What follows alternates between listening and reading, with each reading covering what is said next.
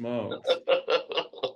Every once in a while, Zoom just wants to like take over my life. So, all right. So everybody can see my screen. We're good? Yes. Okay.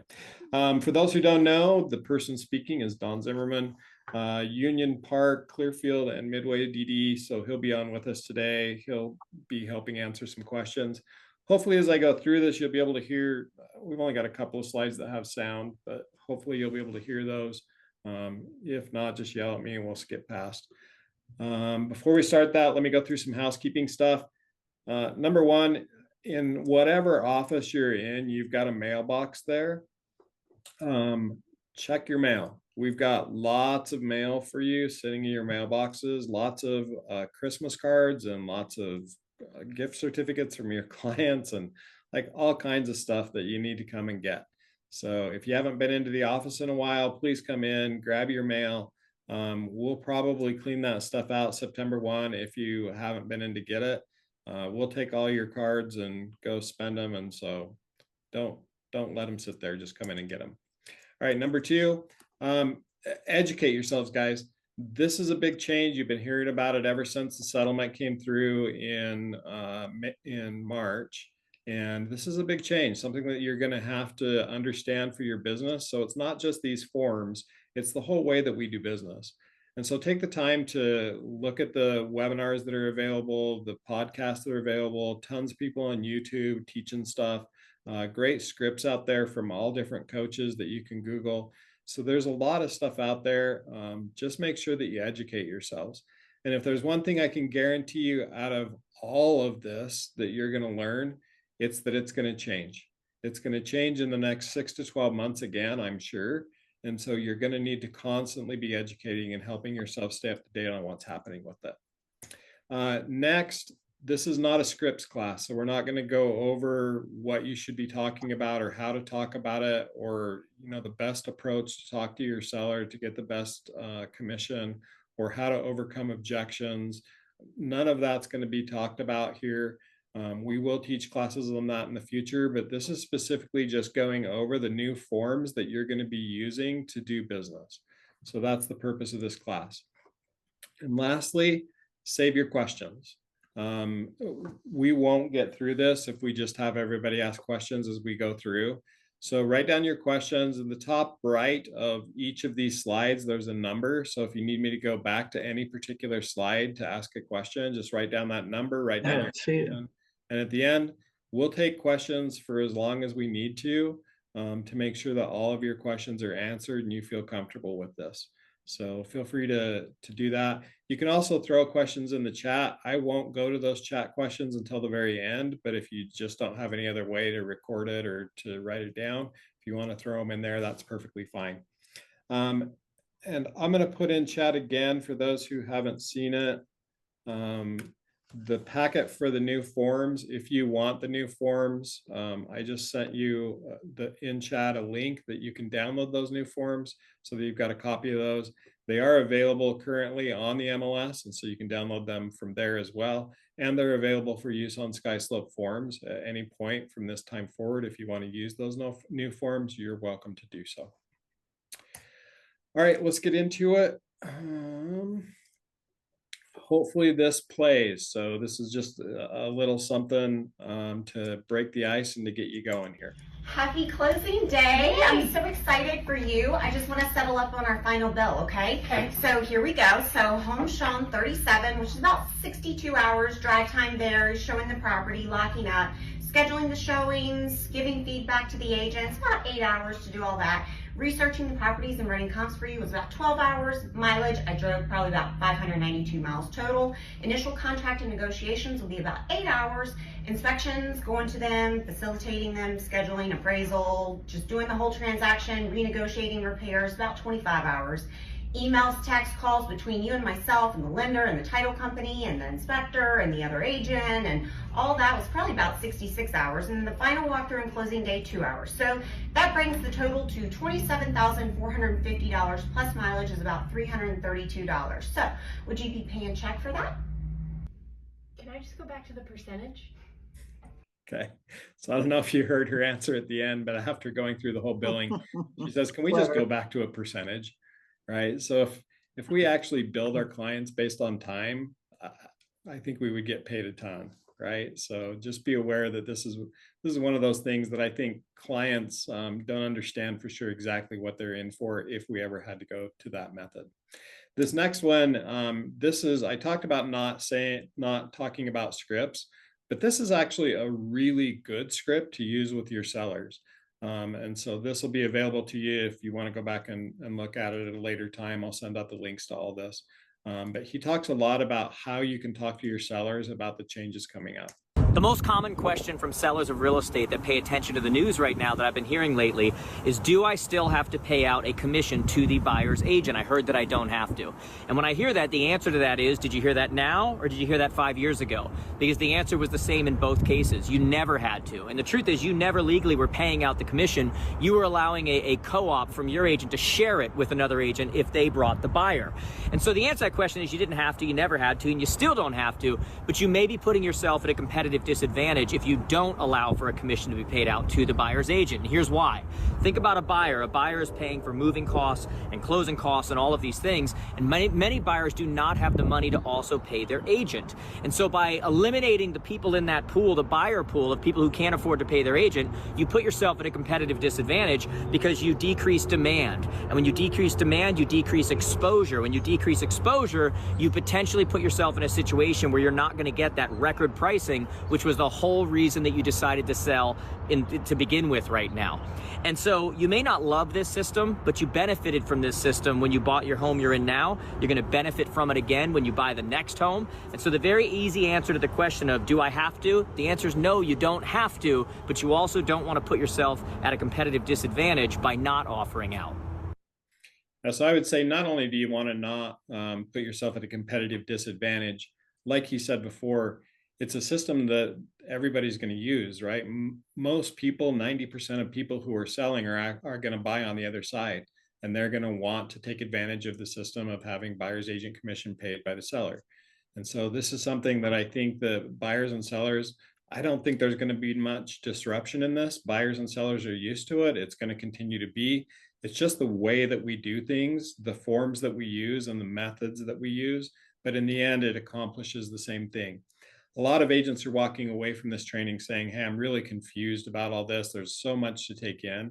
One thing that I'll tell you, don't worry about it. I promise as you get into this, that once you start using these forms and these methods, that it will just become second nature. And it's a lot easier than it seems from the outset when we teach these classes.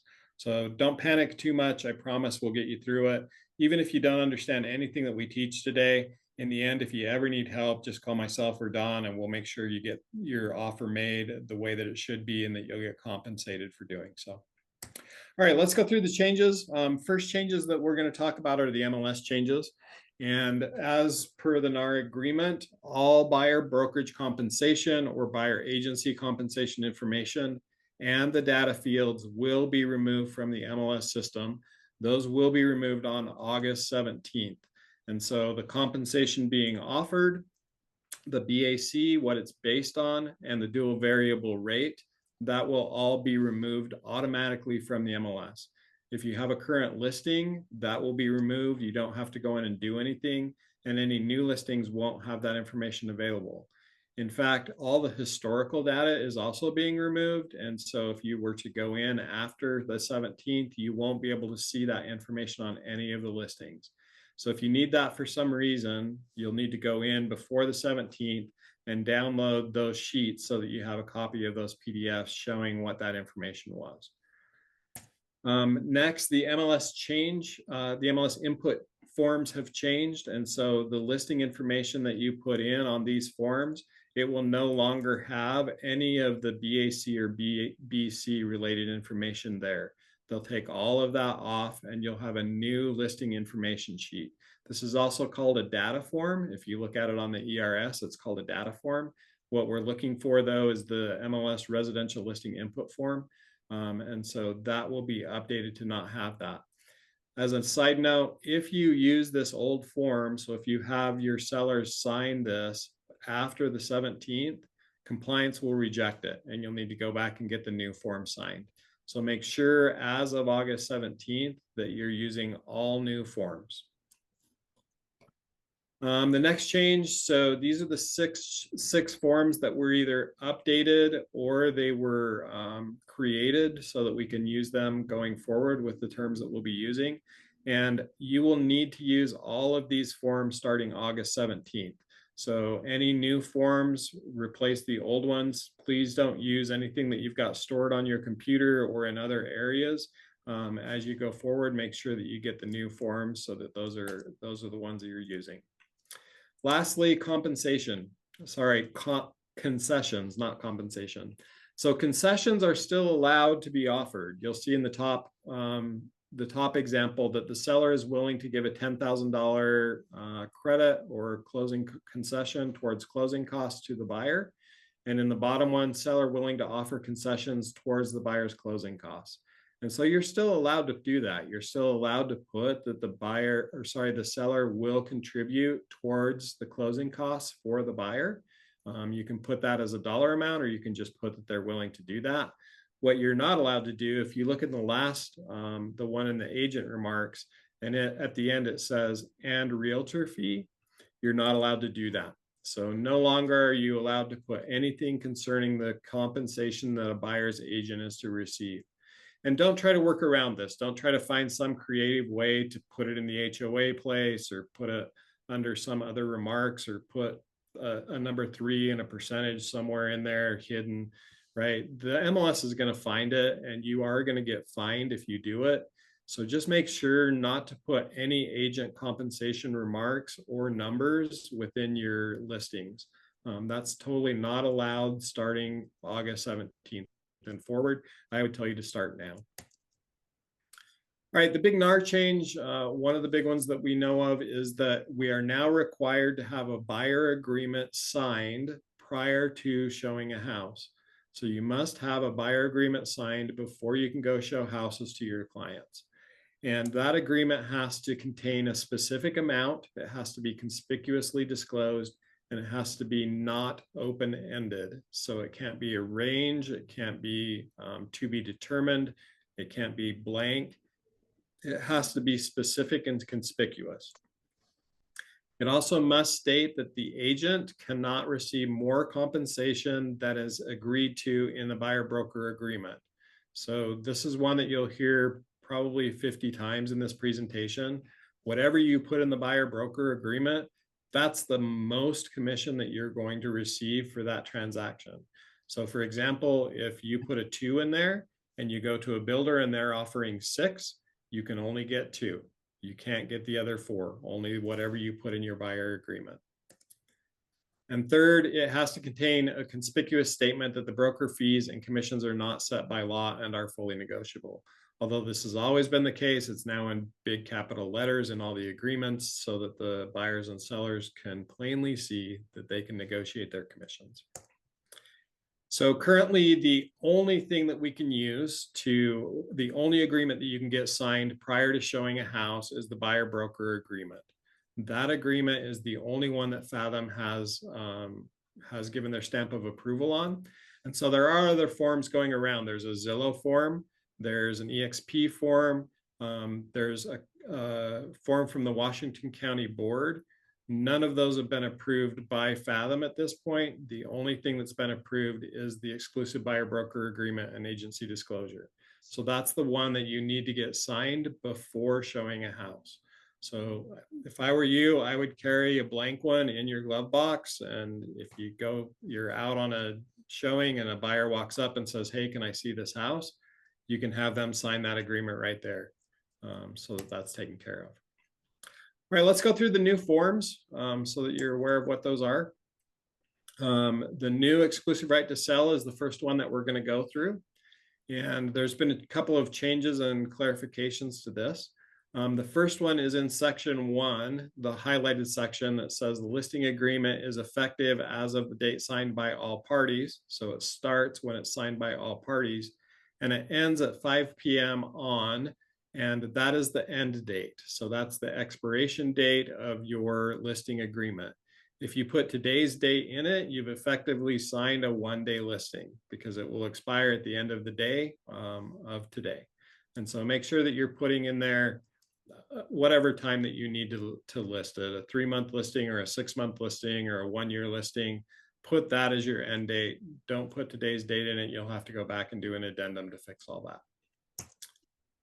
All right, next, this section changed. This is the seller's compensation. And so as a listing agent, this talks about the compensation that you'll be paid as a listing agent.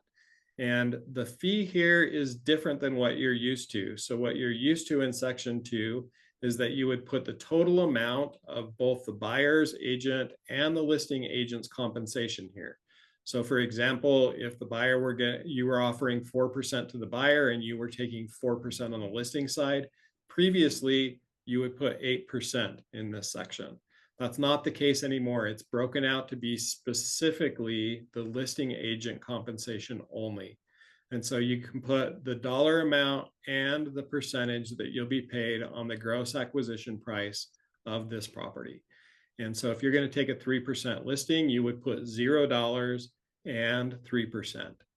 Now you can still include a transaction fee if that's something that you do in your business. Fathom doesn't encourage that, but allows it. And so if you wanted to put a transaction fee of up to $550, you could put a dollar amount and a percentage there if that's your business model. So that is still allowed.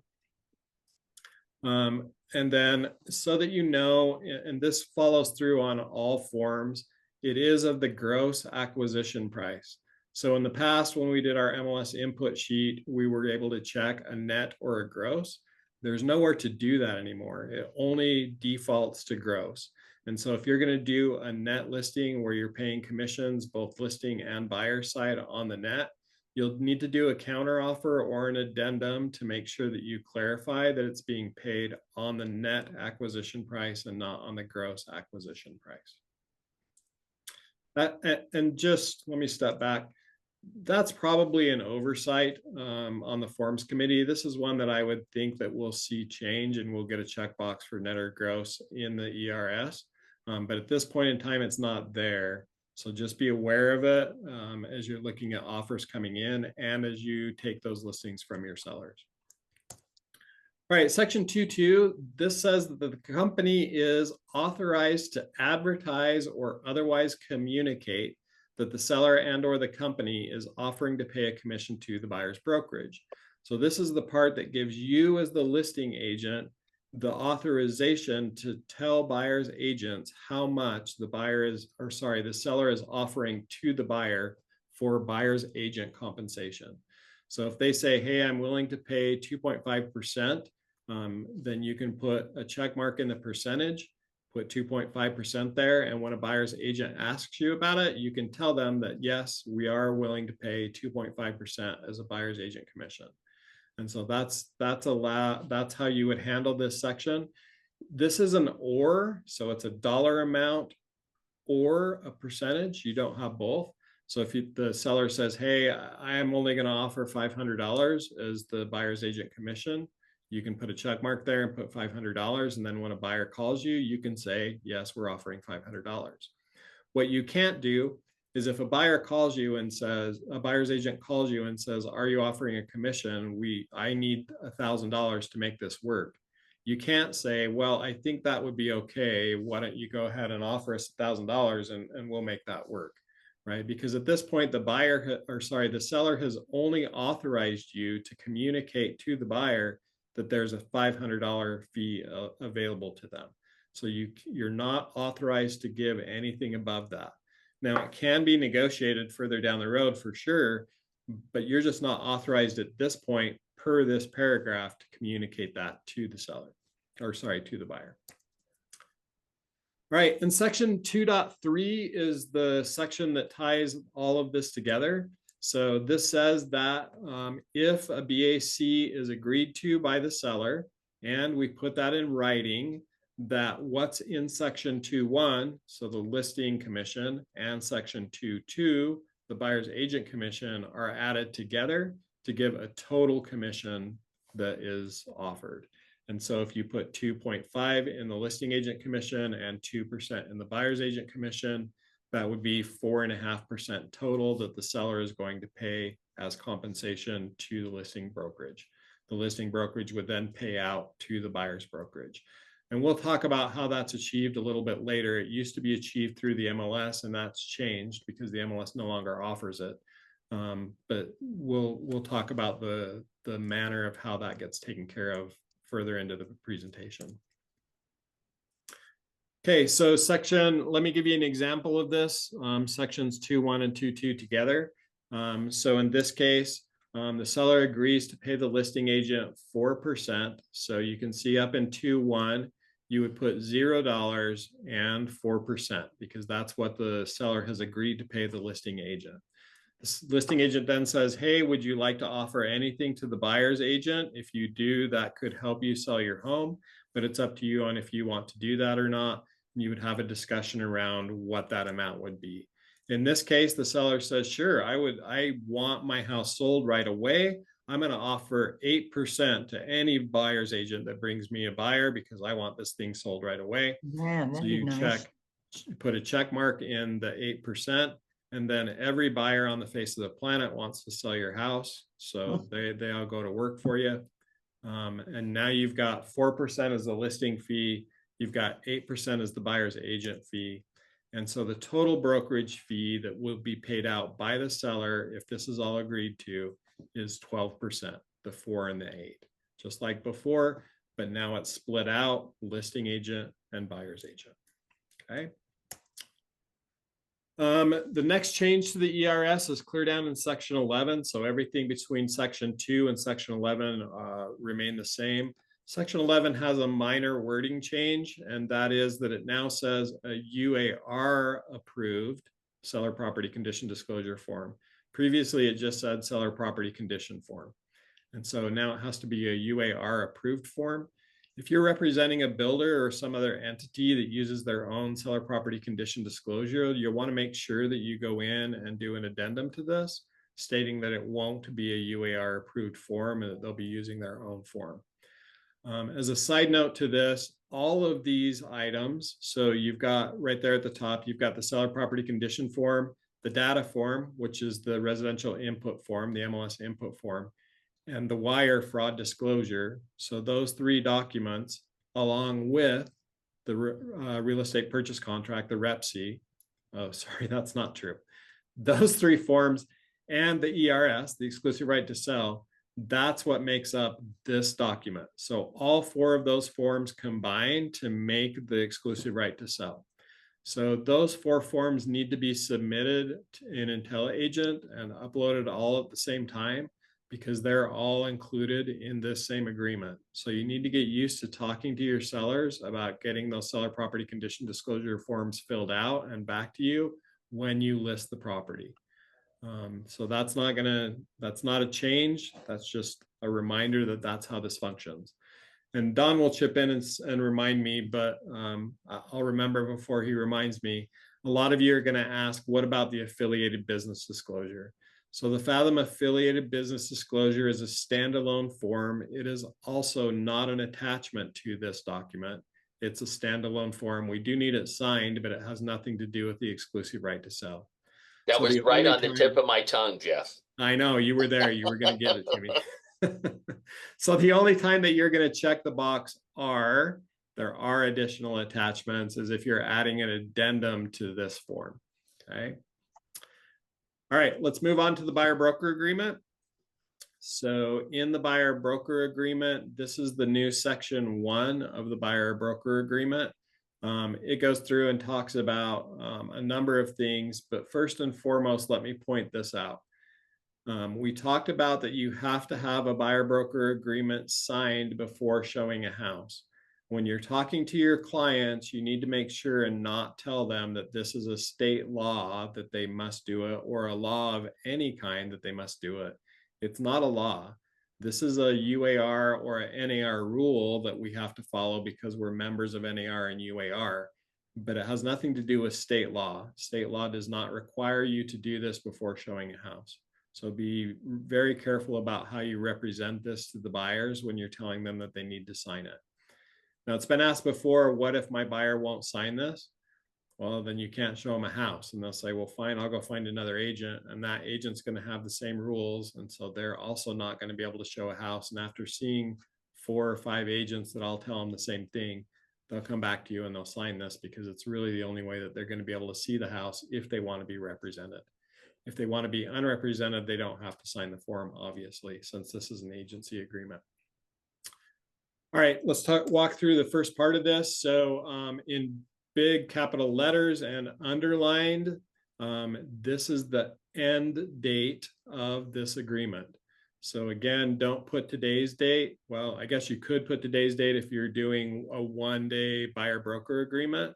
So that's possible, but just be very aware of what you're doing. If you put today's date, it literally is a 1-day agreement, right? And so you can do that if you want. I would suggest your normal 3 or 6 month buyer broker agreements, but it's up to you on how long of a time frame that you put in here.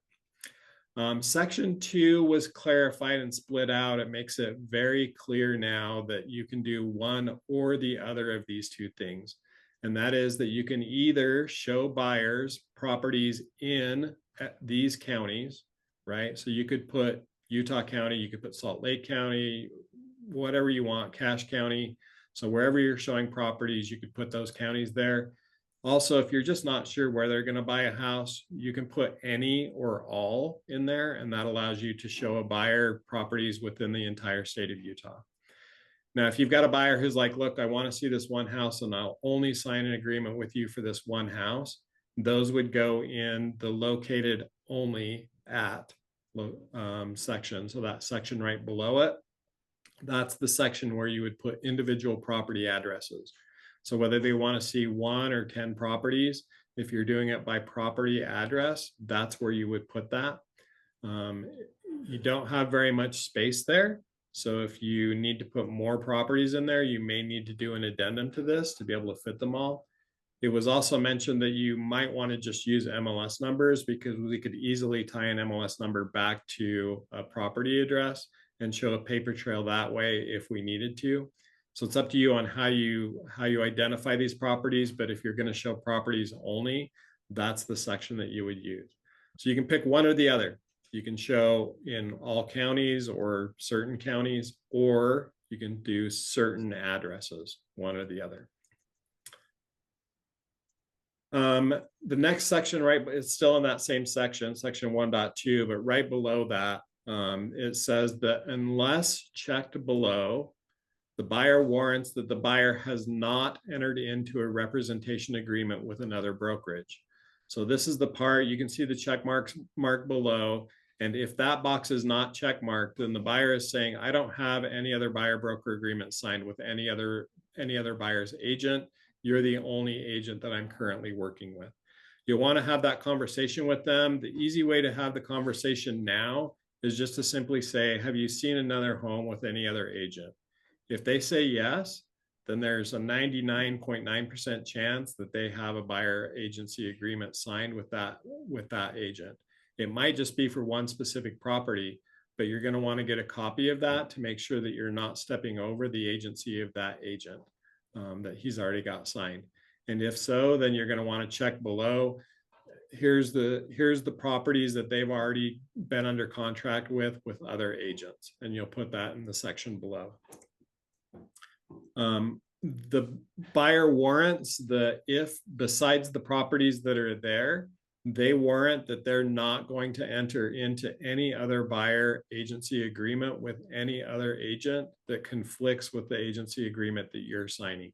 So if you're signing a statewide buyer broker agreement, they're agreeing not to engage any other buyer's agent. If you put specific properties in there, then they're agreeing that they will not sign another buyer broker agreement for those same properties that would conflict with this agreement. And this is a nice change. It's a good change for us. It's a quality of life change that really does help. If the buyer broker agreement expires while you're under contract, then it actually automatically extends. So it won't expire. It will just continue to extend. A good example of that is I go into Edge Homes today. I talk to Jack Andrews and I'm like, hey, this is a great house for my clients. My clients love it.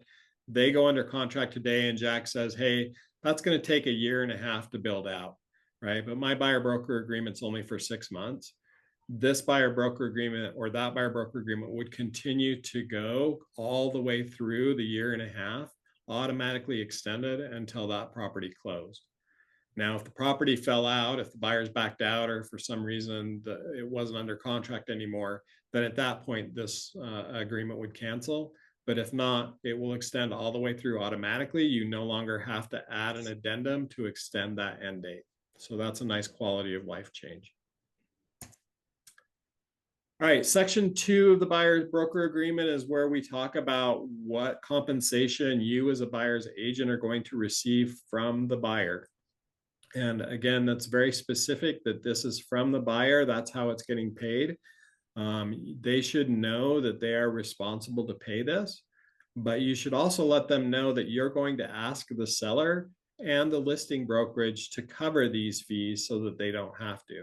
So that's part of your fiduciary duty, is to ask both the seller and the listing agent, if the buyer so instructs, that they will offset the fees that are here. So in section 2.1, you'll want to put the highest amount that you want to be paid and that a buyer is willing to agree to, right? And so the reason for that is that you cannot negotiate up. If you put 2% here and the seller is offering 3%, you can only receive 2%. You can't come back and do an addendum here and negotiate it up to 3%. However, if you put a 3% here and the buyer's agent is only offering 2%, or the listing agent is only offering 2%, then at that point you could do an addendum down to meet that 2% if you wanted.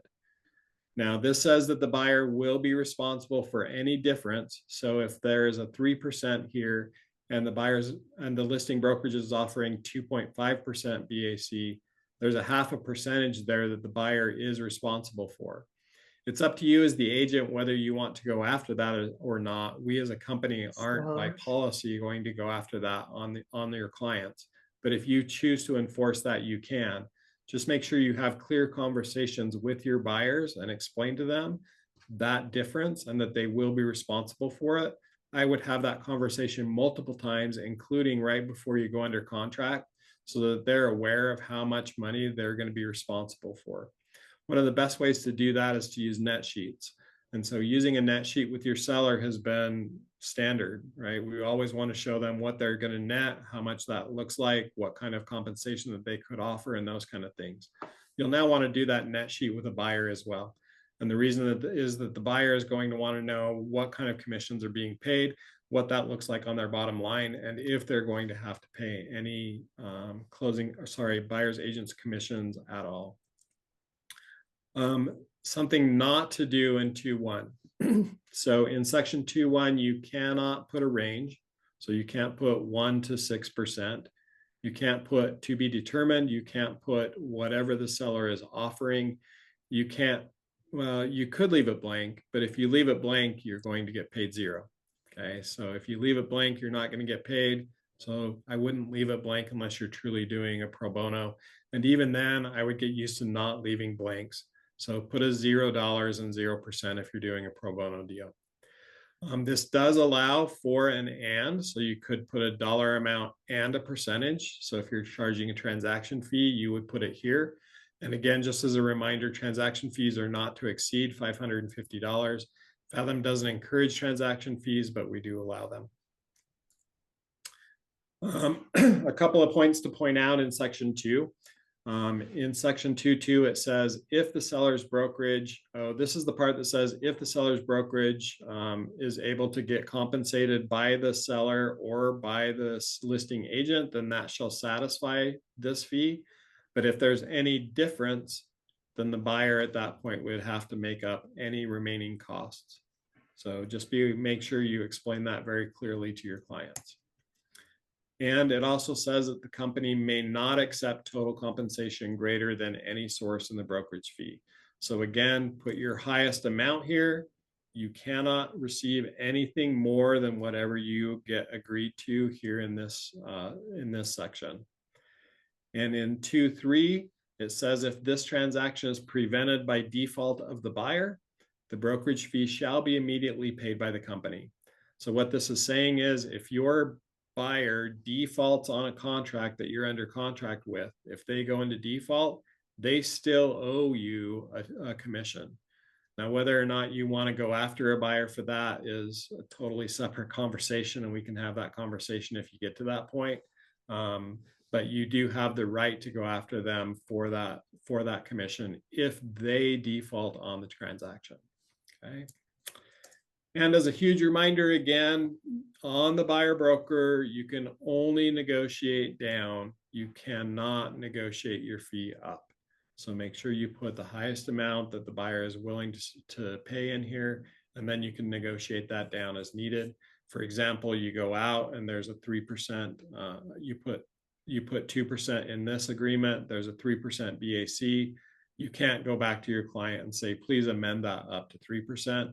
But you could go in if you had a 3% and amend that down to 2.5%. Okay. All right, the protection period, this has changed. This has changed to mirror what's in the listing agreement. So when you have a listing, if you take a listing and that listing expires, the protection period is there. And if any unrepresented buyer comes in and sees the home and buys it, the seller is still obligated to pay a commission to the listing agent.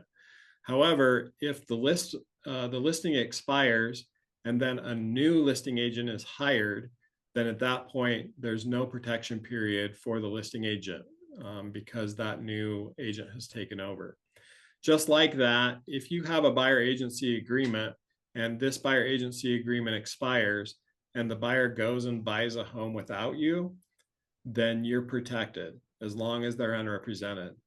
But if they are represented, if they go find a new buyer's agent, sign a new buyer broker agreement, then you're no longer protected for that buyer purchasing a home, even if they've seen the home with you before. All right, so let's talk about listing contracts, existing contracts that you have. So if you have currently a listing under contract, sometime before August 17th, you have a listing and it goes under contract, or you have a buyer who goes under contract before August 17th, then you don't need to do anything. So nothing happens. That's going to close just like normal. You don't have to do any addendas. You don't have to change anything in the contract. You don't have to make any changes whatsoever. Listings and buyers who are under contract before August 17th will close just like normal. Now, I would suggest that you have a copy of the MLS printout. You should have one already in your IntelliAgent file. If for some reason you don't, make sure you get a copy of that and put it in IntelliAgent before August 17th. Okay. And as a reminder, this is a good place to remind you that all executed documents need to be uploaded to IntelliAgent within 48 hours. So all of these buyer broker agreements, if you're out there doing single showings and you're signing a single showing buyer agreement every single time you go show one house, all of those documents are going to need to be uploaded within 48 hours every time they're signed. Now, I don't anticipate that that's going to happen. I think the buyers aren't out there trying to shop one house at a time. 99% of the time, they're just going to be doing what they normally do, which is they're going to hire a buyer's agent. They're going to show them houses. Nothing is going to change. But if for some reason you are signing multiple buyer broker agreements, those do need to be uploaded to our system within 48 hours. And this applies to any executed document. Doesn't matter what it is, any executed document needs to be uploaded into IntelliAgent within 48 hours. Okay, the new buyer broker agreement. Sorry, this is the new addendum to the buyer broker agreement. So I just talked about that if you have listings that are under contract or buyers that are under contract before August 17th, you don't need to do anything. But if you have a buyer broker agreement signed and you're currently showing houses to your buyer and that they are not under contract as of August 17th, this new addendum, the addendum to the exclusive buyer broker and agency agreement, needs to be put in place on August 17th. So on August 17th, you'll need to add this to those buyer broker agreements that are not yet under contract. And so that you know what it is, It's this 2.2 and 2.3, and these are exact mirrors of section 2 of the new buyer broker agreement. So there's nothing changed there. It just explains more clearly the commissions can be set, can be fully negotiable, and they're not set by law or by the MLS, and how those fees are paid out. Okay. And as a side note, if you currently have a buyer broker agreement that has a range, you'll need to do an additional addendum on top of this addendum that clarifies the compensation, because you cannot have open-ended, range, to be determined, blank BBAs out there. You need to clarify that in an addendum, make sure that it's a clearly ascertainable amount. All right. On the listing side, so if you have a listing that is under contract before the 17th, again, you don't need to do anything. But if you have an active listing as of August 17th, you will need to include this addendum and have this one signed and added to the file. And so this addendum, again, is an exact mirror of section 2 of the ERS. This goes through and breaks out the fees for the listing brokerage, the buyer's brokerage, and how that compensation is paid out. And so just be aware that if you have those, you're going to need to go back to your sellers and have that discussion again about total compensation and about buyer's agent commission. Now, they've already agreed to an amount in your current buyer broker agreement, so there shouldn't be much of a discussion here, but you do need to put those same amounts here to make sure that it's compliant with the new laws, or the new rules, not laws. All right, next we're going to talk about the REPC changes, and in the packet that I linked in the chat previously, this is not in there, and the reason is that we don't have the final REPC change. We believe that this is what it's going to be, but we're waiting for the Attorney General to approve this. Because this is a purchase contract within the state of Utah, it has to be approved by the Attorney General and not just by Utah Association of Realtors. And so we're waiting for the Attorney General to approve this. From kind of the indications that I'm hearing from UAR and UCAR and Salt Lake Board, it sounds like this may not be in place by the 17th. So we may get that at a later date, but all of this language is in another addendum already, and so we'll show you that. But this is what this is going to look like. Now, this is a pretty blurry picture because this is a screenshot that I took from the video that Craig Wagner and Peter Christensen did that was in the email that y'all got. So I've typed that out so that it's a little more clear, and I'm going to go through each section of this so that you know what that looks like. Now, this is going to be section 4.3E of the REPC, and it's going to be real estate brokerage compensation. And so what this talks about is the seller is going to compensate the buyer's brokerage. The seller and the buyer agree that the seller shall contribute X% of the purchase price or X dollars of the purchase price to the buyer's brokerage. And so this is asking the seller, this is the buyer in the REPC asking the seller to pay the buyer's agent commission. Now, this has been here forever. Well, not forever. For about 5 years, we've had an addendum that looks just like this. So this isn't a new concept, but this is one way that you can get paid as a buyer's agent, is asking for it directly through the REPC. Okay. The next section of this says that if no box is checked, so back on this section, if neither of these two boxes are checked and there's nothing in there, then the seller has not agreed to compensate the buyer's brokerage in the REPC. Now, this is default language, and I get it, and it seems to be very clear, but I would urge you not to just not check a box, right? Instead of that, I would tell you to put zeros, put a 0 and a 0 in each of those, and you can check a box if you want, but just don't leave places blank. It leads to ambiguity in contracts. And so I would urge you to put zeros there if you're not going to be having the seller compensate the buyer's brokerage directly within the REPC. The next section says that this is in addition to any other compensation agreed to by the seller's brokerage.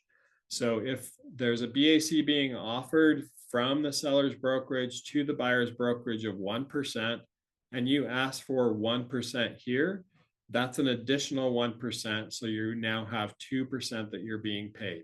1% from the from the listing agent brokerage and 1% from the seller. So those two amounts are combined to form the full amount at the end. And then at the end of this, it says that it shall not exceed, again, we've repeated this again, it shall not exceed the amount agreed to between the buyer and the buyer's brokerage as written in the buyer-broker agreement. So whatever that amount is, it cannot be more than what you've got in the buyer-broker agreement. So if you've got 2 in the buyer-broker agreement and you put a 3 here, you're only going to get paid 2. If you've got a 2 in the buyer-broker agreement and you get 1 from the listing agent and you get 2 from the seller, you're still only going to get 2. You're not going to get 3. Okay, so whatever's in that buyer-broker agreement. All right, that's all the changes on that one, on the REPC, at least that we're aware of at this point. The next form is the brokerage compensation agreement. And this is the agreement that gives you the ability to be paid from the listing broker. So the REPC is going to give you the ability to be paid directly from the seller. This is going to give you permission to be, or an agreement to be paid from listing brokerage to buyer's brokerage. This agreement happens between the brokerages, not the clients. Okay, and if you remember, we have a form, the Real Estate Brokerage Commission Escrow Instructions. That form currently does kind of the same thing, but this is fleshed out much more than it is in that old form. So this takes the place of that. The first section of this just defines who the buyers are, the sellers are, the property, and all of that, and the term of the agreement. So when this agreement ends, it could be a day, it could be 6 months. In either case, without having a contract or REPC accepted, this is kind of a meaningless form. Those two forms, an agreed upon REPC and an agreed upon compensation agreement, have to be put together in order for you to be compensated through the listing brokerage. Section 2 of this is where it defines what the listing agent or the listing brokerage will be paying to the buyer's brokerage. And so it can be a dollar amount or a percentage. And so as a buyer's agent, you call up the listing broker, or the listing agent, he says, yes, I'm offering 2.5%. You put 2.5% in this and send it over to get it signed by them. Once it's signed by both brokerages, at that point, you have an agreement to be paid that 2.5%. Sorry, I should have put that up.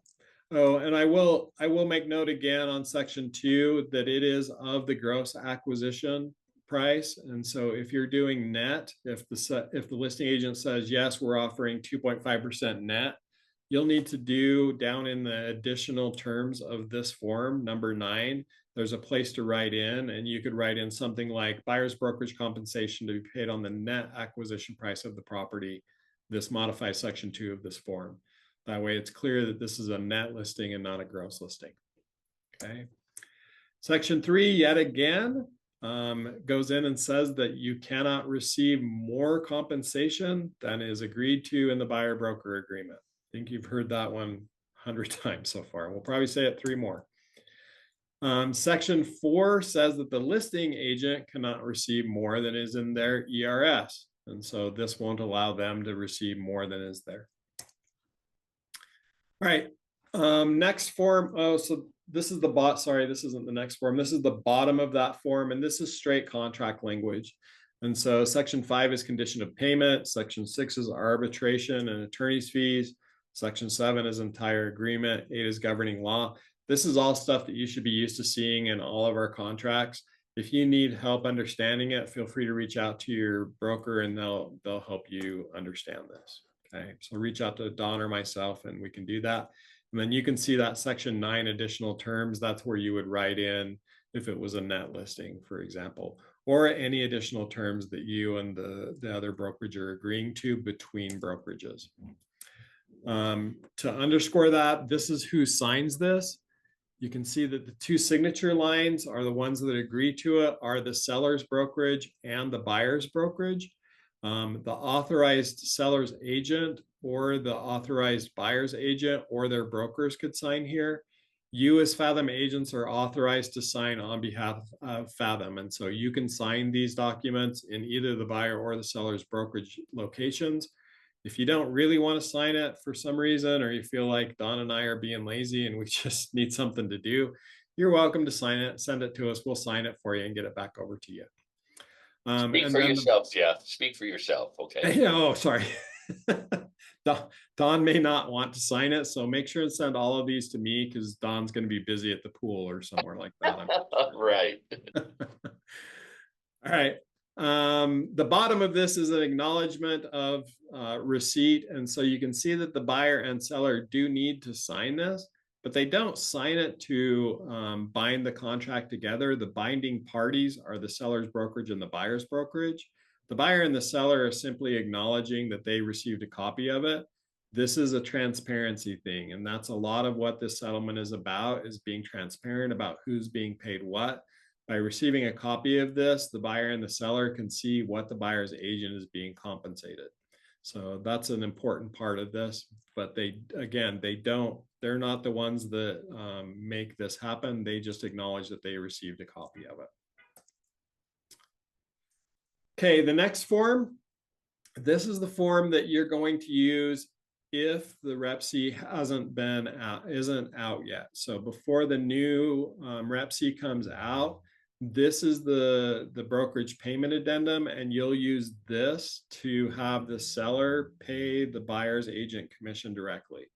And so you can see that it's basically the same language. Seller agrees to pay X dollars or percentage of the purchase price to the buyer's brokerage, and this payment shall be made in addition to any other compensation. So it's essentially the same thing. This is just an addendum. Add this to your Rep-Cs if you're going to be asking the seller to pay the buyer's brokerage directly until we get the new Rep-C. Once the new Rep-C comes out, if those changes are actually incorporated into it, then at that point, this form is going to have very limited use. All right, let's go over 3 ways that a buyer's agent can be paid then. So the 3 ways that they can be paid is, number 1, the buyer's agent can be paid through the listing brokerage. So they can call the listing agent and say, hey, how much are you offering in buyer's agent commission? They can say, my seller has authorized 2.5%. You can sign the brokerage compensation agreement. And then at that point, you can get paid directly from the listing brokerage, that 2.5%. The second way is that you can be paid directly from the seller. So you can put in the Rep-C or that brokerage payment addendum that you'll be paid 3% from the seller. The seller pays directly, doesn't pay the listing brokerage. It pays directly to the buyer's brokerage. And so that's the second way that you can be paid. And the third way that you can be paid is from your buyer. So the buyer may just say, you know what, I've got a ton of cash and I'm happy to pay your commission. And so if that's the case, the buyer can pay it directly. Also, if either being paid through the listing brokerage or from the seller doesn't compensate the buyer's agent as much as is in the buyer broker agreement, the buyer could make up the difference in that. And in addition to that, you'll see the asterisk that any combination of these could be used. So you could get paid partially through the listing brokerage and by the buyer, or partially from the seller and the buyer, or by all 3 partially paying your payment. So let me go through some examples of this, some stick figure examples of this, and hopefully it ties all of this together so that it's not quite as crazy as it looks currently. Okay, so let's go through the first example, and that is how you're paid through the listing brokerage. Okay, so Mr. Seller says, hey, I've got a house to sell. I would love to sell it. Anybody want to sell it for me? And Carol Sancho, being an incredible agent, says, I would love to sell your house. Right. So she goes over and she's got the sign in front and she's ready to sell the house. And the buyers come and they say, we absolutely love this house. And the buyer's agent has the buyer broker agreement at 7%. Right. They want their buyers to pay 7% to the buyer agent. Okay, so the buyer's agent texts Carol and says, hey, Carol, are you offering a BAC? And Carol says, yes, actually, I negotiated a 7% BAC in my listing agreement already. So we have 7% in the listing agreement. That's what we're currently offering. Are you good? Is the buyer's agent good? This is all we need. We're good to go. No, you have to have that form signed. Okay, so at this point, all you've got is a text message back saying 7%. That's not going to be binding, most likely. Not going to bind you to that 7%. And so you do need to get your real estate brokerage compensation agreement signed. So the buyer's agent will fill this out with the 7% in it. The buyer's agent will sign it, send it over to Carol. Carol will sign it saying, yes, we agree to that 7%. You'll have a binding contract and you'll have buyer and seller sign that acknowledging that they got a copy. Once that brokerage compensation agreement is signed, at that point, you're guaranteed the 7%. Okay. All right, let's do an example getting paid through the seller. So same scenario, we love it. They've got a BBA at 7%. The buyer agent texts Carol and says, hey, are you offering a BAC? And Carol says, nope, not offering any compensation whatsoever. If you need something, put it in the offer. Okay, and I think that you're going to see this. You're going to see this more and more often, where listing agents just say, no, we're not offering anything, but if you need it, put it in the offer. So they write a real estate purchase contract with the brokerage payment addendum, and they put in there 7%. And if this gets accepted by the seller, then the seller pays directly to the buyer's brokerage through the REPC. Okay, the REPC is the binding document that allows the seller to pay the buyer's brokerage directly. Okay, they could counter back and say, no, we're only going to pay 3% or 2% or whatever, right? But if they accept it at 7%, then you've got your 7% and you're happy and you move on your way. All right, let's do one with the listing brokerage and the seller. So again, they love the house. The buyer's agent texts the listing agent. The listing agent says, well, we're offering 1%, right? But the buyer's agent needs 7% to satisfy that contract. And so they write a real estate brokerage compensation agreement because the listing agent said, yeah, we'll pay 1%. So they ask for that 1% in the compensation agreement and get that signed and ready to go. Then they send over the REPC and the brokerage payment addendum if needed, and they ask for 6%. And if the seller agrees to that, then they have the 7% combined, because they now have both of those documents, one allowing the listing brokerage to pay and one allowing the seller to pay.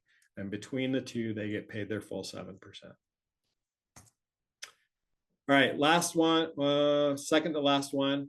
So getting paid through the listing brokerage, the seller and the buyer. So we love it. Are you offering a BAC? The listing agent says, yes, we're offering 1% BAC. So they put 1% in from the listing brokerage on the real estate compensation agreement. They then send over the REPC and ask for 5% from the seller. And then they send over, and so that gives you 6% total, right?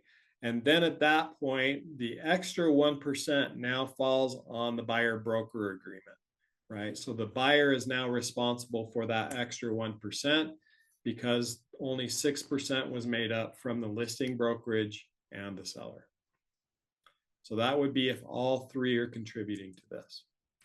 And then the last one is if you were getting paid directly from the buyer. Are you offering a BAC? Nope, put it in your offer.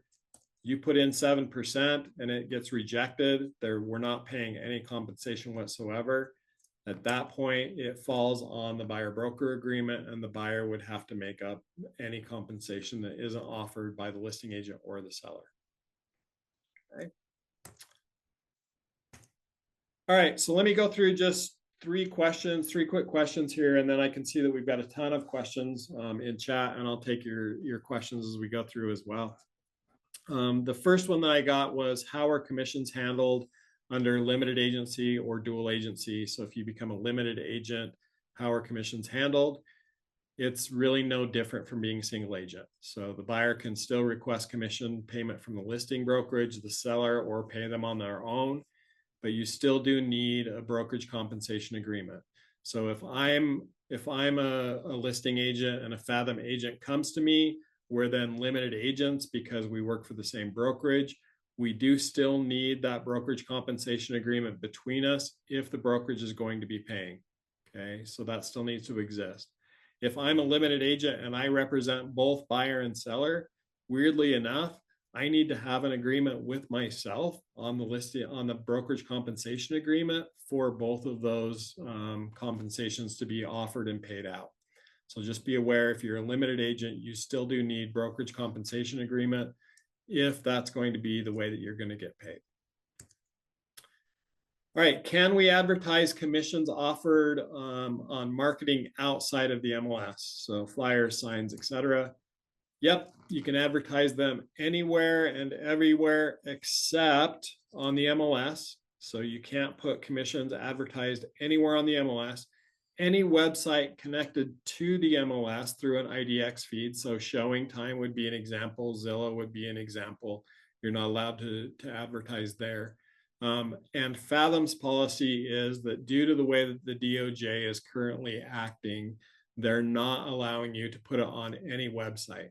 So that includes your own personal website that you build, or the Fathom website that you have free through us, or any website that you ask to be created outside on your own. The compensation cannot be advertised there. But flyers, signs, we've talked about putting a little, I've had agents talk about putting a little key tag on their key that says 3% on it. I've had agents say, I'm going to put a sign taped to my seller's front door that says 3%. You can put a QR code or a sticker on your sign, your yard sign. So there's lots of ways that you can do it. I'll purport to you that none of that's really going to matter. In the end, if a buyer's agent wants to know if you're offering compensation, they're just going to call or text you. 99% of the time, you're just going to get a text out of the blue that just says offering compensation ? That's all you're going to get. And you're probably not even going to say who it is or what company they work with. You're just going to get this random text, right? So just get used to it as a listing agent that that's what we're going to have to deal with. All right, last question, and then I'll take your questions. Do fellow team members need their own buyer broker agreement to show homes to team members or clients? Or if you are a Fathom agent, you're having another Fathom agent show houses for you, do they need their own buyer broker agreement to show homes? Because remember, we are required to have buyer broker agreements to show homes. The answer is that the best practice is to add an addendum to your buyer broker agreement, adding that agent to that agreement. So if you're going to have someone cover for you, just make sure that they're on an addendum saying John Smith can show homes for me, or whatever that is. So just make sure that you put that in an agency agreement. All right, let me go through the questions in chat, and then I'll take your questions live. So first question was from Carol. She says, if the BAC has to be paid by the buyer, wouldn't that be charged by the title company as closing costs? So no, actually, it could, but technically no. So if it's being paid by the buyer to the listing brokerage, the buyer actually just writes a check to Fathom Realty and delivers it to the brokerage. It's not paid through closing. So it's paid outside of closing. It's not paid as part of their closing costs. It could be, if there's room in closing costs, be paid through a mortgage or something like that. But in most cases, if your buyer is paying that commission, they literally just write a check to the brokerage, and it comes to the brokerage directly, and we handle it from there. Questions about that, Carol? You're looking like maybe. What's up? Okay, so how about when the buyer is having, excuse me, the buyer's agent commission as part of the closing costs because they have a loan? So if what that's the the communication case, that we need as a buyer's agent to make sure that I receive my commission because there's that loan in place? Yeah, so that brings up a great point, in that title companies now are going to need to have copies of your buyer broker agreement, your exclusive right to sell, so that they can see what compensation has been agreed to. But if it's being paid through a loan like that, Carol, then yes, the title company will pay it out, and they'll verify it through your buyer broker agreement that that's how much should be paid out and how much should be charged. Okay, I have a follow-up question on that. Here in Utah, sorry, because I'm doing both states. In Arizona, we can ask for on the contract concessions. Like if, say for example, Carol offers 2.5% and I want 3%, can I put that other 0.5% in the contract as concessions? You could do it as concessions. So you could just write an addendum and say, seller will contribute $10,000 towards buyer's closing costs, and then buyer could direct those closing costs to be your commission. So that is one way that you could do it. The easier way to do under it, the loan. yes. So that rolls it in under the loan. Right. You could do it that way. The other way to do it is through this, where, you know, the seller would just pay directly to the buyer's brokerage using the brokerage payment addendum that directs the seller to pay directly to the buyer's brokerage. So same thing. There's no way to get around softening this a little bit. No, but I don't think we need to. I mean, in the end, I think if you have the discussions around what commissions is, how they've always been paid, how you're being paid, I don't think sellers or buyers honestly are opposed to this. You know, I've been talking to buyers and sellers now since March, and not specifically about this, just talking to them in everyday conversations. I think maybe I've had 2 people bring up this settlement. To be really honest, probably only about 70% of our agents know about what's happening. And so if agents don't know about it, the chances that your clients don't know about it are fairly good. So I don't know that there's going to be a huge pushback on this, to be really honest. I don't think that it's going to be a difficult conversation to have. All right. Can I add a comment on that? Yep. So this is a mess, and Utah has always done right. So, and I hear like so many people talking about finding ways to not be part of the settlement, and there's a lot of people here in Utah like very dissatisfied about it. So as far as you know, is there anything that our state board here is talking about, like doing this? Because this brings much more confusion and distress than before in Utah, because we've done things right before. Right. And quite honestly, there's not a huge change here. And again, I'll preface it with what I said at the start. It seems like this is a bunch of craziness and all kinds of forms to fill out and all kinds of new stuff. In reality, I think once you get using these forms, you'll find that there's really not that big of a change. Probably the biggest change is the broker's compensation agreement, since we now have to have that where we didn't before because the MLS just stood in the middle and was our agreement. So that's really the biggest change. But other than that, there's not a lot of change to what we're doing here in Utah. We've always signed buyer agency. We've always required disclosure up front about what part of the buyer's, what part of the listing commission goes to the buyer. So all of these things have already been part of our conversations. I don't think it's going to be a huge change. Don, are you still with us? I think he had to jump off, but I'll just say that I don't think that that's going to change a whole lot. And I don't think that you're going to see all that much commotion. I don't think that, you know, anything's going to happen there. There's not anything currently happening with any of the associations as far as asking to be removed from the settlement or any of those kind of things. In general, I have to be really careful with this wording, but in general, I think that the settlement is a good thing for consumers. Overall, totally good thing? No, I think there's some very damaging things that are going to occur out of this settlement. But there are some good things that come out of it. Okay, let me go on to a couple more questions and we'll get to your questions on air. Does this do away with procuring cause? Yes, for the most part, this will do away with procuring cause because now it's just agency agreement. If you have an agency agreement, that's going to control.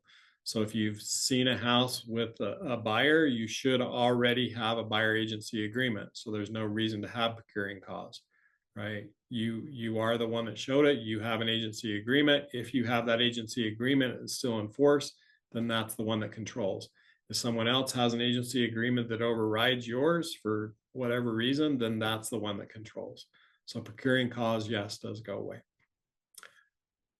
Second one from Carol, if the seller is offering 3% and the buyer broker says 2%, is the buyer's agent receiving 2% or 3%?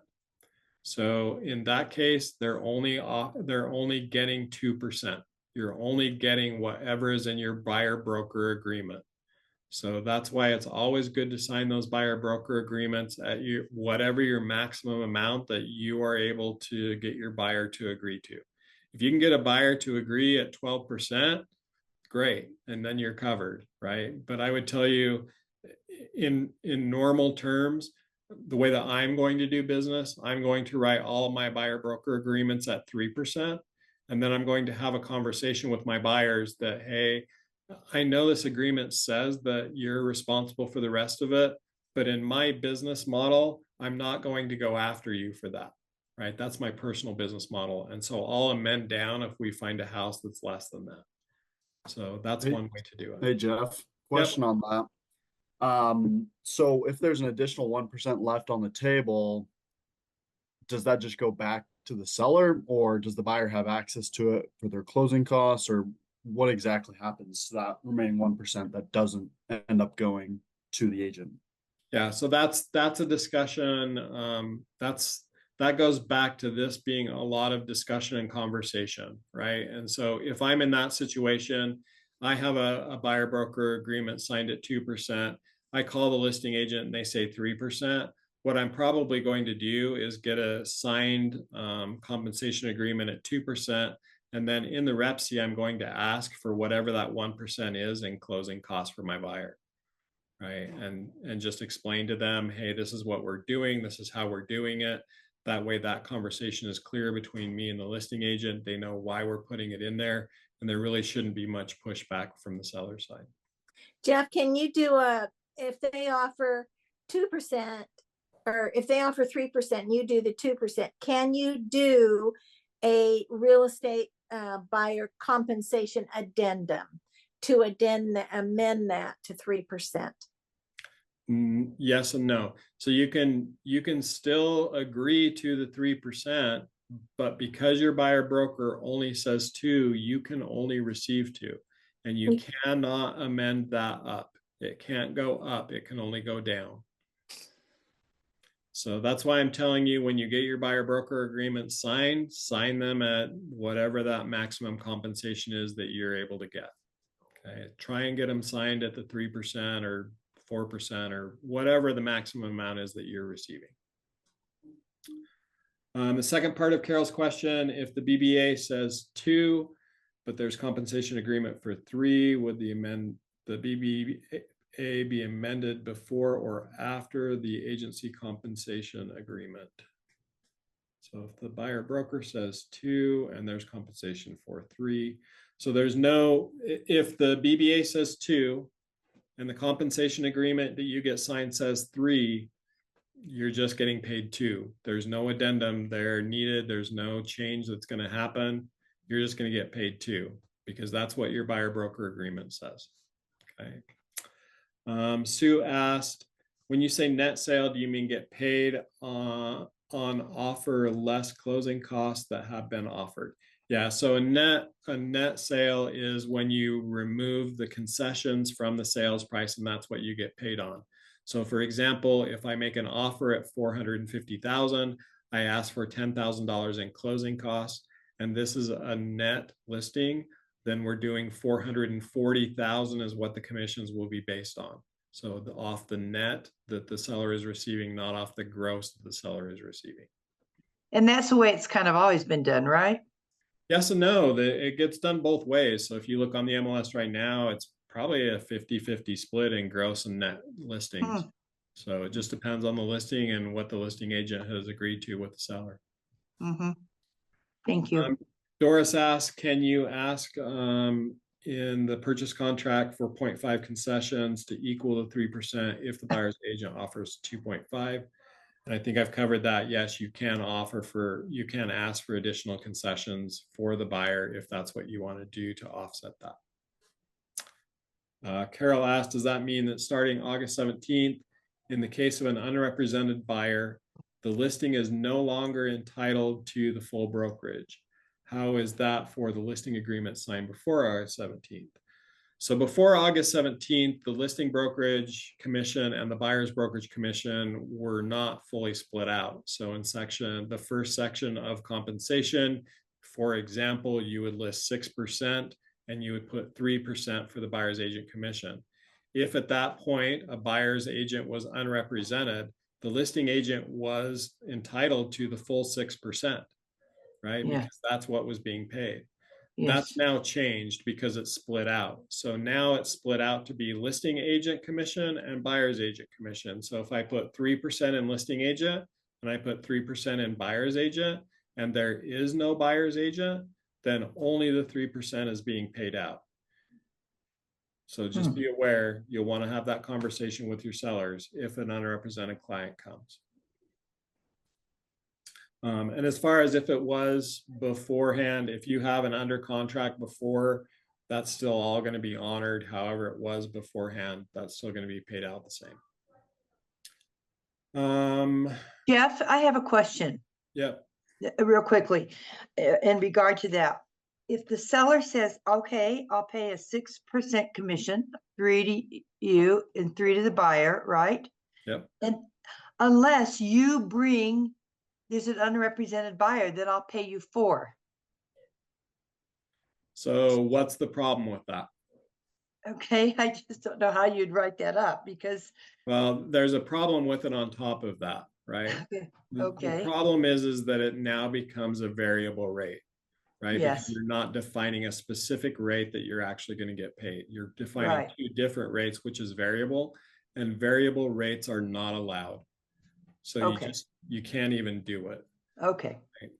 So you would offer 4% and then tell the seller, that's just in case if we get an unrepresented buyer, but have the conversation, I will charge you 3%. Yes. You certainly do that. Yep. You can do that, but what if he says, okay, that sounds good. I'd like that in writing. You can't put it in writing. The second that you put it in writing, you've now got variable terms. Yeah. So a lot of those discussions are around the relationships of trust that you've built with your client. Right. Okay. So Carol asked, can we advertise the BAC on social media and in emails? Yes, both of those are allowed. Social media and email advertising of the BAC is allowed. Again, I'll tell you, no buyer's agent is really going to go searching for your social media or your email to figure out what the BAC is. They're all just going to text you or call you and ask you what's being offered. But you're welcome to do it. Joe McAvoy said that procuring cause has been abandoned. That's true. Sasha says, on slide 32, did you say that we can sign it if you want to? So let me back up to section 30, slide 32.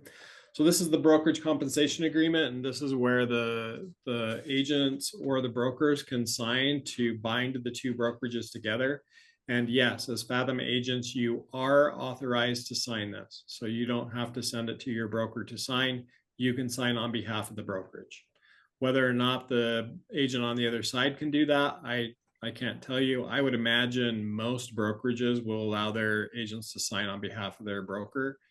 But just be aware, one of the things that I'll tell you is that I truly believe that the way that this is going to play out is this way, right? I believe that what's going to happen is that most of the time now you're going to get the answer, if you want commission, put it in the offer. We're not offering it as a broker, as a listing brokerage. In fact, EXP has already made this rule for their nationwide for their brokerage. Their listing agents are not allowed to offer a BAC, right? So if you ask them, they're going to tell you, put it in the offer. And then it's going to be negotiated here. part of the problem with the brokerage commission, the brokerage compensation agreement, is this. I go through this scenario and I ask, what compensation are you offering? And you're like 7%, but we've got multiple offers and you have to have highest and best in within an hour. So within an hour, I've got to pull up the brokerage compensation agreement, get it filled out, sign it, send it over to the listing agent, hope that that listing agent gets it, hope that that listing agent has the authority to sign it, and hope that they get it back to me soon enough that I can still add it to my RepC and send it over and get an offer in, right? So I've got all of this craziness in the background. Instead, I, personally, I'm not going to do that. I'm just going to send it over in the RepC and say, here you are. It's the seller's going to compensate. If you want to change that, go ahead. But I think this is the best model to use going forward, is just put your compensation requests in the RepC and let people figure it out from there. Yeah. Where'd you go, Jeff? Still here. Okay. All right. Dora said she got on late. Okay. Seisha said, can or should you just do the BBA per property to catch the compensation if higher? Would it be smarter to do that if a larger home and not several? Can you just do the BBA? Seisha, are you on where you can explain this one? Yeah, sorry. Well, just curious, like in those examples of if someone's offering an agent bonus or something like that and you hear about it, but you're already under your obligation at 2.5% or 3%, would it have been smarter to, if like a client called and they want to see a specific property, for you to call and see if they were offering anything and do it specific to that property, and then just do another one if they do another property later? Yeah, I mean, if your client's only going to see, maybe a few homes, a dozen at the most, then you may want to write single property BBAs for each one of those homes based on whatever BAC they're offering. And so that's definitely a possibility. If you've got clients like mine who want to see 50 houses every day, writing a BBA every single day for their 10 houses they want to go look at, it's going to be pretty cumbersome from the agent standpoint. But does it protect your commission a little bit better on the BAC side? I think so. Can you grade two BBAs? For example, like if there's a property that offers more, can you grade another one for that or no? Yeah, so you can have multiple buyer broker agreements out there as long as they don't conflict with each other. So I couldn't, for example, write a buyer broker agreement today that says for any county at 2%, and then go to see, they want to go see another house, and I call them and they say 3%. And so now I write a single property BBA for just that house, right? Because you've already got a buyer broker agreement that covers all of that. So the only way you would be able to do that is cancel the first one and put the second one in place. I see. All right, that's all the text questions. So I'll take any questions that you guys have.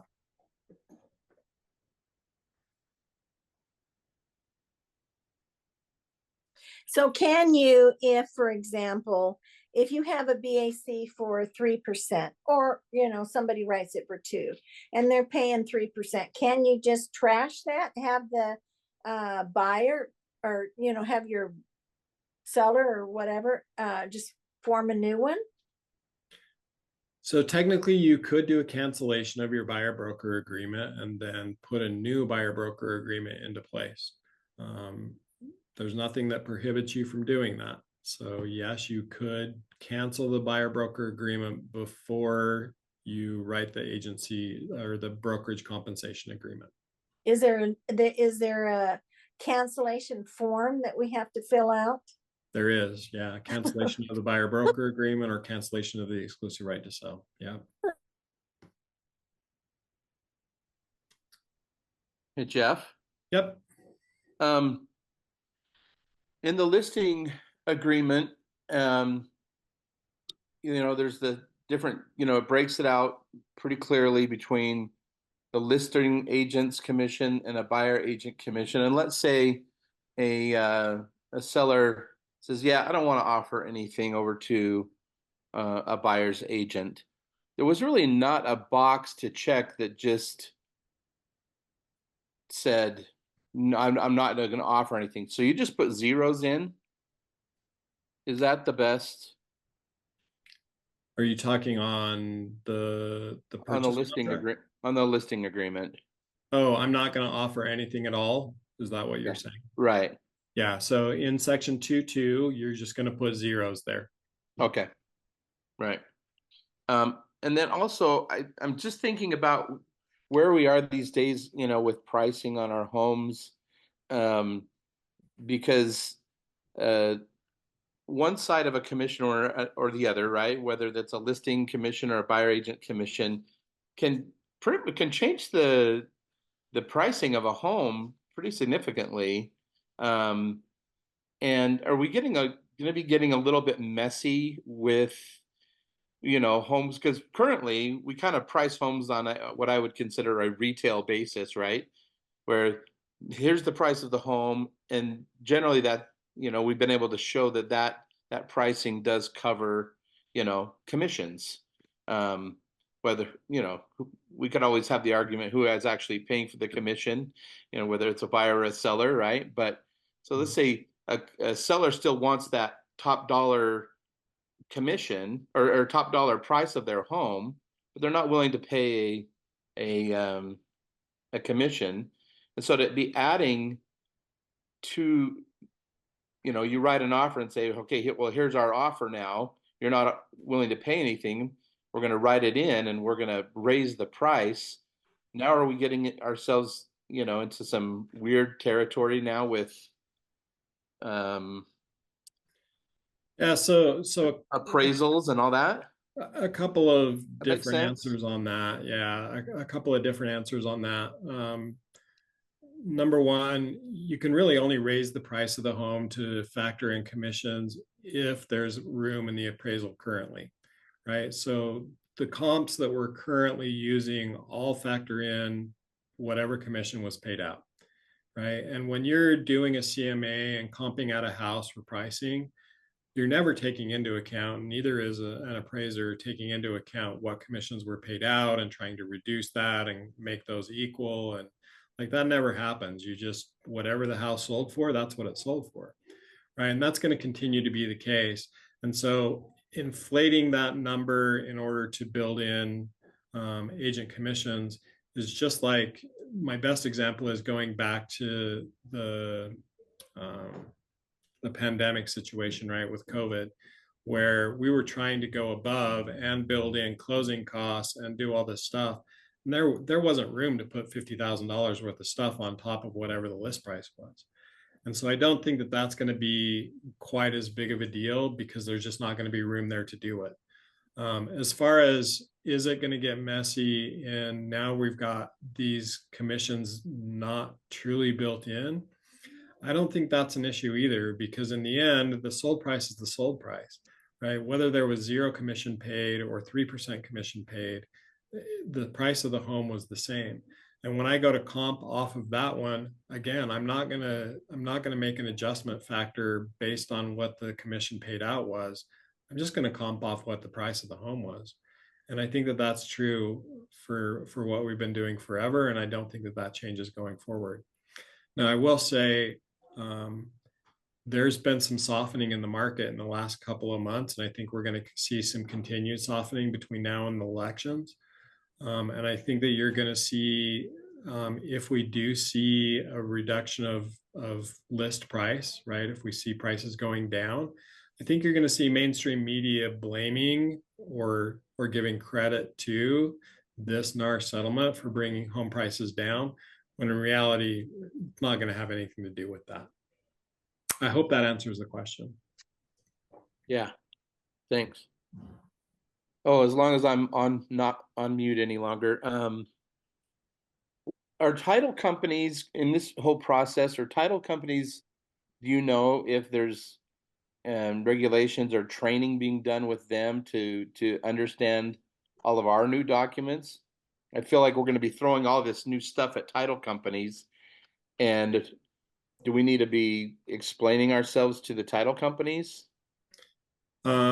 So they'll understand what sections they're going to look for. Or we may have to point them, right? So if they're like, "Hey, what kind of commission are you getting paid?" and you say, "I'm getting 1% through the compensation agreement, 1% through the seller, and 1% through the buyer," they're going to want to have all those documents, and you may need to the first couple of times point out which sections they're looking for. But honestly, they're not reading whole contracts. They're just looking at section 2.2 and saying, "Oh yeah, 2.5, perfect," right? So it's not going to be a huge explanation of how to use the forms or anything else. It's just going to simply be pointing them to the sections they need to look for. Jeff, I have a question. Yeah, did that answer, Wade, or did you have a follow-up? No, that's great. Yeah, thanks. Okay, go ahead, Sue, and then I'll answer. Maybe I'm confused. Okay, I want to write an offer. And you're saying the new Rep C is not out yet, Right. right? So you showed us something that we do with the standard Rep C. You showed us something. Yep, let me show it to you again. Okay.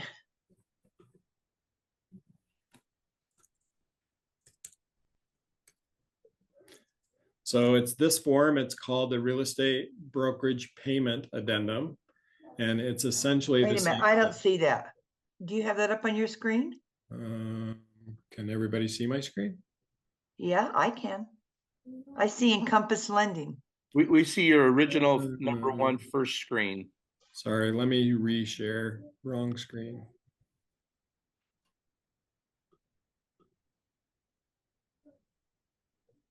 Got too many screens to share.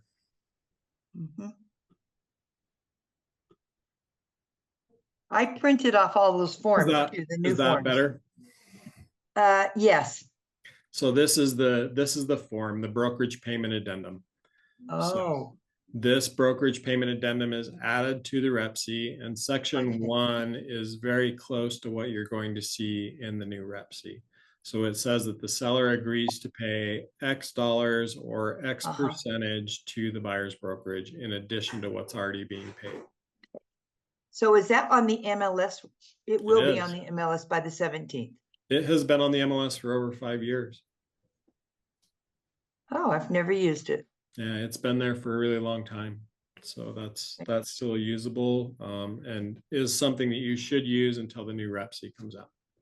Real estate. Okay. Georgia asks, how do we handle the paperwork in IntelliAgent? Do we need to submit a BBA for every client, whether or not they buy? Yes. So anytime you have an executed buyer broker agreement, an executed listing agreement, or any executed document whatsoever, you'll need to upload that in IntelliAgent. Now, Fathom is currently working on having a showing only transaction where all you do is show a home and you could upload BBAs to those. It's not currently there though. So you're just going to have to create a new buyer transaction. I wouldn't put a property address in. I would just leave it as a blank buyer transaction. And if you're going to have a buyer who's seeing multiple properties with multiple BBAs, just upload the next BBA, upload all the BBAs to that transaction until you find a transaction that you go under contract with. You can, however, if you want, just create a new transaction every time and then terminate those if the buyer decides not to buy that particular property. Jeff. Yeah. I have one question. So just to recap, for the title documents, so they will need the BBA. So for example, if there says 3%, and then they're offering 2% on the listing, and so what documents is title gonna need? Are they gonna need all of them? And what happened if, for example, in total we have a BBA for 3, and there's maybe 2 being offered? What's going to happen there? Yeah. Okay. So for title documents, title's going to need obviously the Rep C and all addendas. And so if compensation is in the Rep C, they'll already have all that. The only other 3 documents that they're going to need is they will need your listing agreement if you're on the listing side. They'll need your buyer broker agreement if you're on the buy side. And if a compensation agreement is between brokerages, they will need the brokerage compensation agreement so that they can see what's being offered there. So those are the documents the title will need. I guarantee you the title is going to reach out to you if they need something. So it's not something that necessarily you need to remember, but it's helpful if you can send it to them in advance so they don't have to ask for it. And then your second question, if there's a 3% BBA and 2% is being offered, you get a compensation agreement for 2% and 2% is paid out through title. The other 1% is up to you. So you can go after your client and ask them to pay that 1% directly to the brokerage, or you could do an addendum down on your BBA and amend down to 2%, and then your client doesn't have to make up the difference. So it's up to you on how you want to handle that. Can they make up the difference at closing, whether it doesn't have to come pay a payment directly to us? Can they at closing, if you want that extra 5% or 1%, and can they at closing, can it be included in their closing costs? I mean, on their sheet, their settlement sheet, you know, it would say, you know, this amount to Doris. Yeah, it wouldn't be to you directly. It has to be to the brokerage, but yes, closing costs could be used from the buyer to cover their part of it if they chose to do that. Okay. And then everything is going to show up on the closing disclosure, right? Sorry, somebody's music got in the way. Try again, Alberto. Yeah, so everything is going to show up on the closing disclosure, even the payment that even the buyer is going to pay by themselves. Is that going to show in the closing disclosure as well to Fathom Realty or no? No. So if the buyer is paying Fathom Realty directly, just writing a check to us, that won't be on the closing disclosure. That's outside of the closing documents. Okay. Sounds good. Thank you. Okay, Jeff, this is Amy. I have a question. What's up, So Amy? as a listing agent, if we have an unrepresented buyer say want to see the property, do they need to sign the unrepresented buyer form before you can show them the property, or can you show them the property because you're the listing agent? Great question, and I'll answer two questions with that. One that's certainly to follow, which is what do we do with open houses? So if I'm a listing agent and an unrepresented buyer calls me and says, hey, can I see your house? You can show them that house without a buyer broker agreement because you're working on behalf of the seller. Now remember that you have to keep your fiduciary duties to your seller and not cross agency lines. So you can't start telling the buyer, hey, I think a good offer price would be XYZ, or this is what you should do, or that's what you should do. As soon as you cross agency lines, you'll need to sign a buyer broker.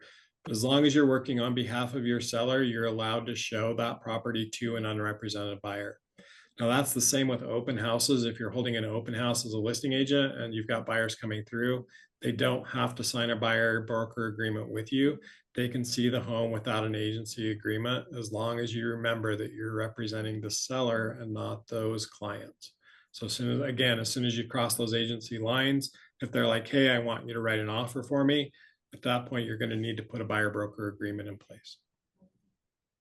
Okay, but could you also do an unrepresented buyer at that point in time? Absolutely. If they say, hey, Okay. I would like to be an unrepresented buyer and make an offer, what can you help me with? You can hand them a blank packet of forms and say, here's the forms for you to fill out, but you can't help them fill out those forms. You can't advise them what to put in those forms or what to do. And then you would do an unrepresented buyer agreement with them. They'll do all the work on the unrepresented buyer side, just like normal. Okay.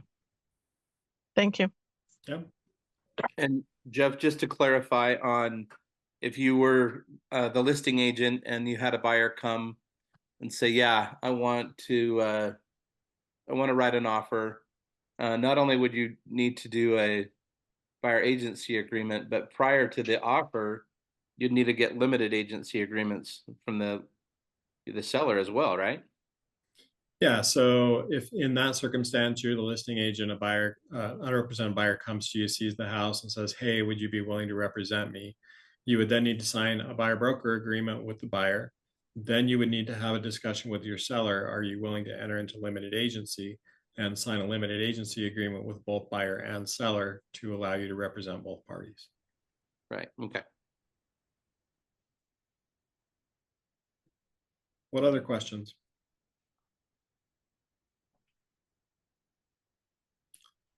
All right. Sounds like I have wasted my time enough with you. So hopefully this has been good. Hopefully you're not too confused. Hopefully you're not too discouraged. I promise you that this is going to work out. It's going to be fine. It's not going to be as hard as you think it is. If you're in the middle of trying to figure it out, writing an offer and figuring out how to get compensation or have any other questions whatsoever, Don and I are happy to help you through this, whether it's at 2 in the morning or 5 o'clock in the afternoon, it doesn't matter. We're here to help you and we'll make sure you get through this. This will become the norm very soon. So just get used to it. And then, like I said, in 6 to 12 months, I think we see more changes as the DOJ, the Department of Justice, gets involved and probably mandates other changes. But don't worry about those for now. Just do business as usual. Help your clients. I don't think you're going to see clients trying to be crazy with this. I think it's going to be pretty normal. I think you're going to see some listing agents try and be crazy with it. But we'll deal with those as we go. If you've got questions about how to negotiate or anything else, feel free. And Doris, you had asked me if I'll talk with you. Feel free to give me a call. Okay, thank you. Yeah. All right, guys. Hope you have a great day. Take care, and thanks for being here.